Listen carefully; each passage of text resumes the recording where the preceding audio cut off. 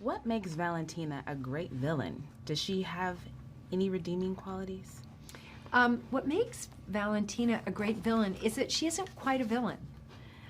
She's more complicated than that. It's not very straightforward with Valentina. She's sort of, I like to think of her as an anti-villain. And yes, I think that she might have good qualities underneath it all. She is somebody who is obsessed with power, and she has an insatiable desire for it, which is a driver for her. But you get to understand why she has such an insatiable desire, and that makes her a little more, shall we say, approachable, I think. Geraldine, how does it feel to be part of the MCU? What did you like most about the experience? I think, ever since, I think being a part of the MCU is sort of like beyond a dream for me. Although my mother did see a psychic about 10 years ago, and the psychic said that I would be in a superhero movie. So sometimes, maybe it was written in the stars, but it was just, when I got the call, I couldn't believe it. And especially to be entering the universe with this movie, I feel really honored because just the company that I'm in, and Jake, the director, and just the whole team around this is, exciting even outside of the Marvel universe. Like, it's just the whole kind of package is a dream.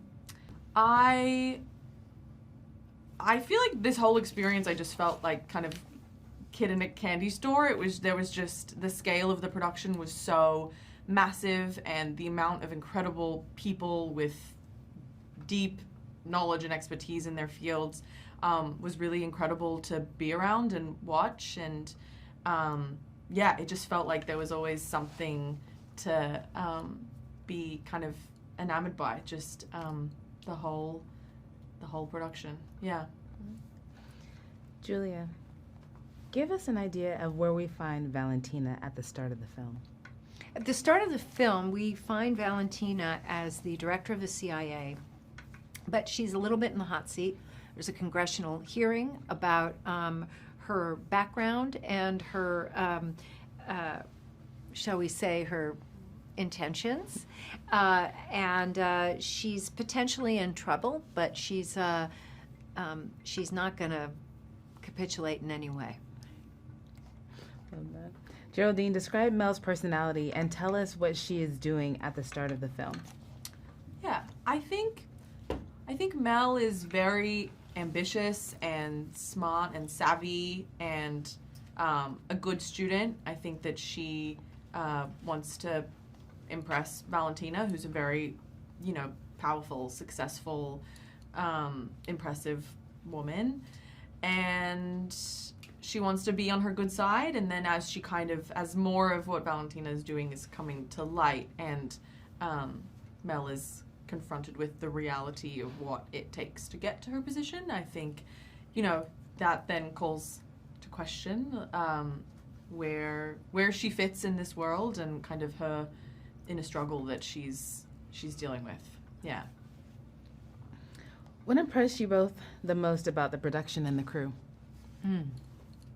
Well, what surprised me the most, and delighted me the most, was the amount of people and departments it takes to put this kind of production together, and the expertise that comes to bear. And I was very, I was awed by that fact, and that there are so many people bringing their absolute A game to this. It kind of feels very old Hollywood in a way, because there's so many, the props department and the stunts and the costumes, and all of it is so well thought through and so layered with expertise that I was just, I bow down to all of it. Mm-hmm. It takes, it doesn't take a village, it takes like a city, a state, a country to put this thing together.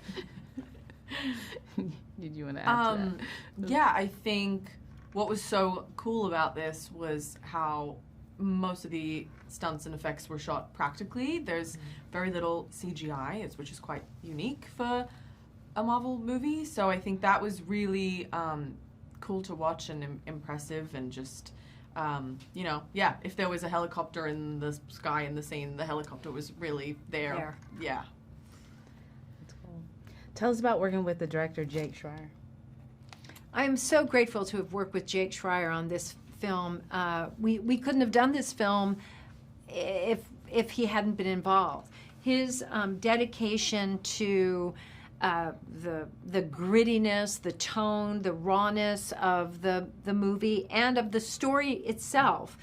He was devoted to character arc and development, and the story has a real shape in the film, which I think audiences are going to really respond to.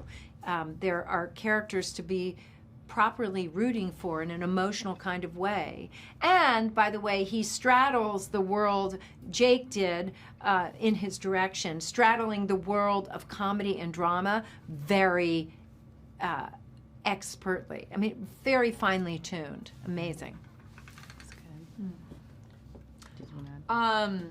I think Jake is such a brilliant filmmaker and really brought his kind of, you know, excellent taste and instincts to this, and is just an incredibly thoughtful, you know, so detailed in his work, and I think it really kind of, the film is so much richer for his input.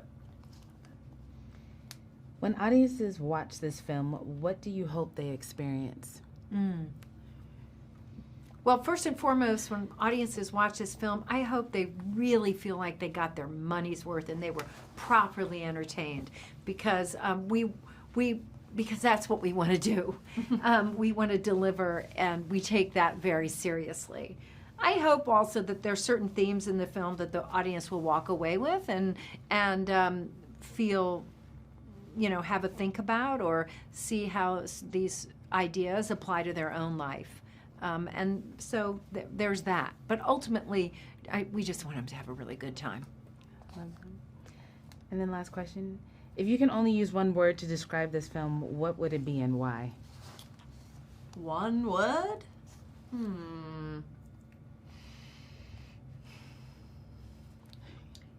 Can it be hyphenated? Hey. Big ass fun. Hey! Love that! Big ass fun, one word. That's good. Entertaining. Entertaining? Yeah, I think so. Thank you both. I Thank you. appreciate it. Thank you. That was awesome.